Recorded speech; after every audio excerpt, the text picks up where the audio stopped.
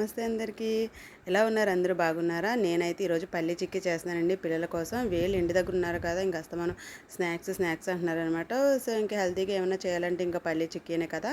So ఇక్కడ నేను అనుకున్నది ఒకటి అయింది ఒకటండి, అదేంటో చెప్తాను. నేను పల్లి చిక్కీ అనుకున్నాను, కానీ పల్లి లడ్డూలా వచ్చిందనమాట. అది ఎందుకు అంటే ఇక్కడ కొంచెం ఒక్కటి ఎక్కువైందండి. ఆ ఒకటి ఏంటంటే పాకం ఎక్కువైందనమాట.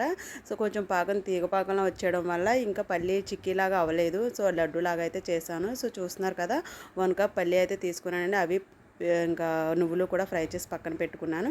నెక్స్ట్ అయితే ఇంకా పాకం పట్టడం అయితే స్టార్ట్ చేశాను అనమాట. ఇక్కడే పాకం చూడటం కొంచెం తేడా వచ్చిందండి. సో అందుకే తీగపాకంలా వచ్చేయడం వల్ల అవైతే ఇంకా చిక్కీలా రాలేదు, పల్లి లడ్డులా అయితే వచ్చినాయి అనమాట. సో ఎనీవే ఏది వచ్చినా కానీ హెల్త్కి అయితే చాలా మంచిదే కదా. ఇంకా పల్లీలు బెల్లం కలిస్తే మన హెల్త్కి చాలా మంచిది కదా. నువ్వులు కూడా వేసాను కదండి.